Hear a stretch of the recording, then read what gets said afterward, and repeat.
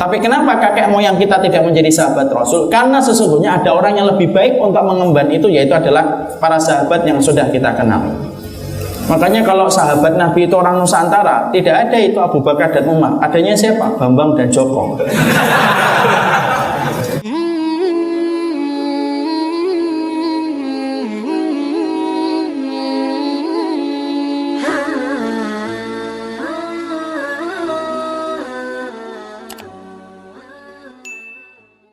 Kalau kemudian masalah Islam Nusantara ini kaitannya adalah bagaimana mengislamkan orang-orang di Indonesia dengan memperhatikan latar belakang masyarakat Melayu, tentunya itu tidak ada masalah. Tapi kalau kemudian artinya Islam Nusantara itu artinya adalah kita akhirnya sensitif dan fobi terhadap hal-hal yang sudah disampaikan Rasulullah, lalu kemudian kita memfilter mana yang cocok dan mana yang tidak cocok, nah itu satu pemikiran yang sangat berbahaya. Kenapa? Karena sesungguhnya apa yang disampaikan Rasulullah itu sudah final dan tidak mungkin salah Rasulullah itu. Dan Rasulullah itu adalah agamanya menjadi rahmat, karena Rasulullah itu rahmat bagi seluruh manusia, bukan hanya untuk orang Arab. Makanya kalau kemudian artinya adalah kemudian Islam Nusantara itu artinya adalah mencoba untuk memilih-milih mana pendapat, memilih-milih mana syariat yang cocok dan tidak cocok dengan konteks Indonesia dan Nusantara, nah itu berbahaya. Karena sesungguhnya apa? Tidak ada yang tidak boleh ada satupun dari apa yang sudah disampaikan Rasulullah untuk ditolak. Karena Rasulullah diutus bukan untuk kehidupan Arab, tapi Rasulullah diutus untuk kehidupan seluruh manusia. Makanya kalau ada yang mengatakan ada ajaran Rasulullah yang tidak cocok disampaikan di sini, pertanyaan saya balik. Kalau Rasulullah salah, lo yang benar siapa? Kamu. Yang benar siapa kalau Rasulullah sudah salah? Kalau Rasulullah sudah kamu katakan salah, ini cocoknya untuk orang Arab, di sini tidak cocok, berarti kan Rasulullah salah. Terus yang benar siapa?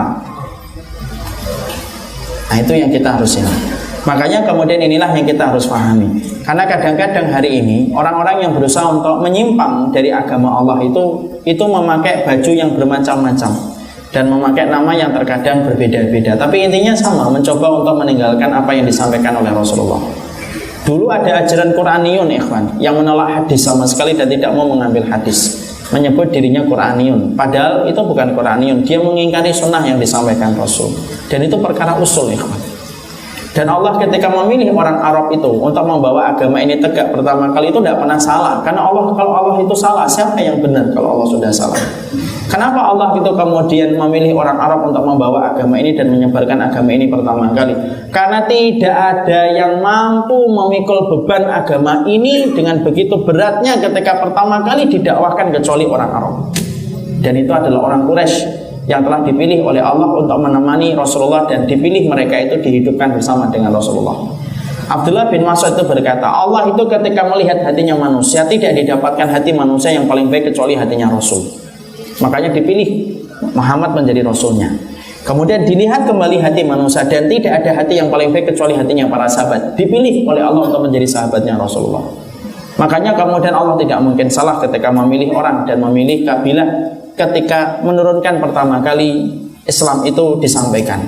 Jadi tidak ada yang mampu memikul beban berat agama ini kecuali adalah orang-orang Quraisy dan orang-orang Arab, dan itulah salah satu keistimewaan dan kelebihan mereka.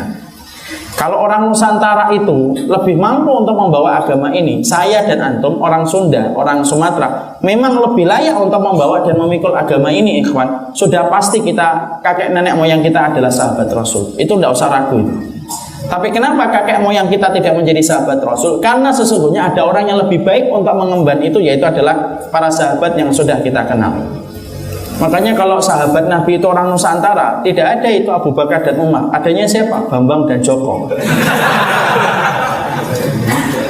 Dan itu kemudian Masya Allah tidak mungkin salah, ikhwan. Anda tidak perlu bicara tentang masalah orang Arab lah, karena memang agama ini bukan agama orang Arab. Cuma memang Allah memberikan keutamaan pada orang Arab ketika pertama kali mereka membawa agama ini. Kemuliaan itu terletak pada ketakwaan kita. Tidak usah sensitif sama Arab. Ada yang sensitif sama orang jubah, tidak suka, jenggot, tidak suka, ini gitu kan. Padahal kemudian dia tidak sensitif itu sama Korea, tidak sensitif itu sama kemudian artis-artis Hollywood. Tapi sama sesuatu yang sifatnya ada nilai dan ada dalilnya dan ada landasannya kemudian sensitif. Tidak boleh gitulah. Dan orang Arab itu memang istimewa, bahasanya aja istimewa. Antum tidak pernah dapati bahasa yang paling lengkap di atas muka bumi ini kecuali bahasa Arab. 24 juta kata itu dimiliki bahasa Arab. Dan bahasa Arab itu saya cuma menyampaikan bahasanya aja. Bahasanya aja itu sudah sepakat kita. Tidak ada bahasa yang bisa mewakili kalamnya Allah kecuali bahasa Arab. Makanya antum lihat kenapa Quran itu menjadi mukjizat terbesarnya Nabi itu diturunkan dengan bahasa Arab. La'allakum ta'qilun, supaya kita ini berpikir. Makanya sampai kita dapati Al-Quran itu, Masya Allah, mukjizat terbesarnya Nabi itu Al-Quran. Makanya sampai Nabi itu sudah meninggal dunia itu mukjizatnya masih kita rasakan. Mukjizat para Nabi sebelum Rasulullah itu wafat dengan wafatnya mereka. Tapi mukjizatnya Nabi itu setelah Rasulullah wafat, maka mukjizatnya masih kita rasakan. Kita hari ini kalau membaca Al-Quran, berapa banyak yang nangis walaupun tidak ngerti maknanya. Berapa banyak orang kafir itu menikmati Quran gitu, walaupun dia tidak tahu kalau itu adalah kitab suci umat Islam. Kenapa? Karena mukjizat Quran masih bisa kita rasakan sampai hari ini. Makanya saya pernah mendengar dialog dulu ketika masih kuliah. Ada dialog itu di warung buncit. Saya ikut antara dialog Islam dan Kristen.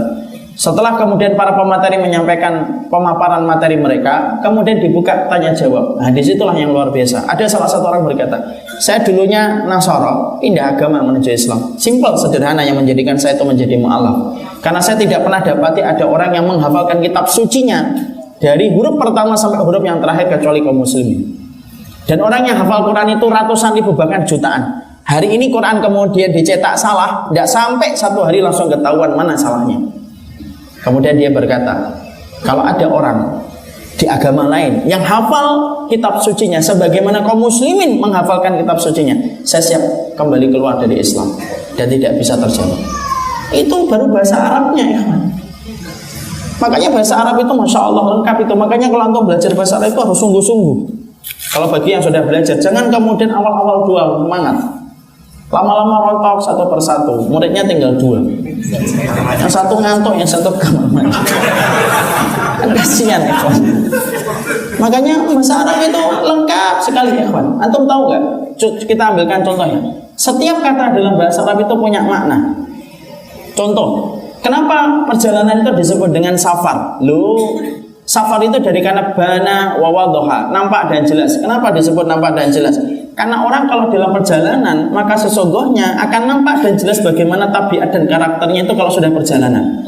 Makanya antum jangan buru-buru mengatakan ini sahabat saya. Saya akan tanya, pernah safar nggak sama dia 3 hari? Belum pernah. Antum belum sahabatnya. Tuh, satu kata punya makna. Itu baru bana, baru kemudian safar bana wawadhoha. Itu dalam bahasa Arab. Belum lagi kemudian kata yang lainnya. Contoh, kenapa ibu dalam bahasa Arab disebut dengan ummi? Ummi itu ama, yang umum, sesuatu yang dicari. Di tengah keramaian itu yang dicari itu ummi, ibu. Makanya kalau antum di dalam rumah, siapa yang paling dicari di dalam rumah itu? Ibu. Anaknya belum sarapan, yang dipanggil siapa? Ibu. Tidak ada kan? Pak, belum sarapan. Bapaknya jawab, oh saya aja belum ngeteh.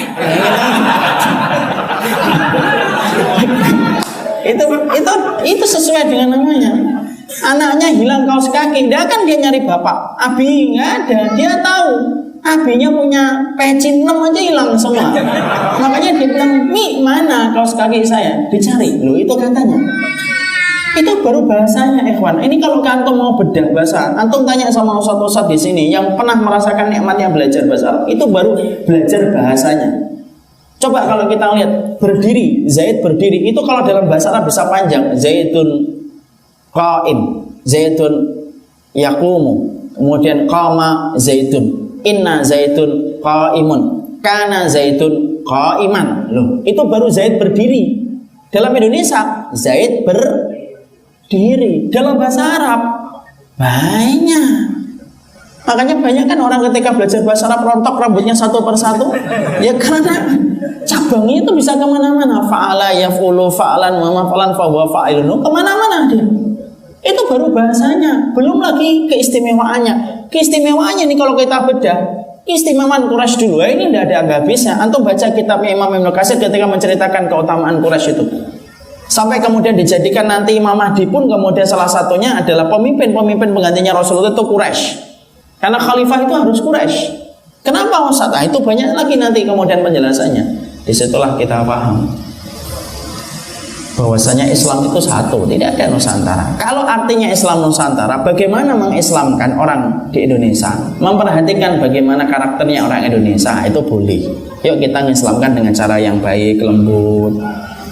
Tapi kalau kemudian kita mendefinisikan Islam Nusantara itu adalah kita milih-milih mana syariat yang cocok dan tidak cocok, loh kita ini siapa?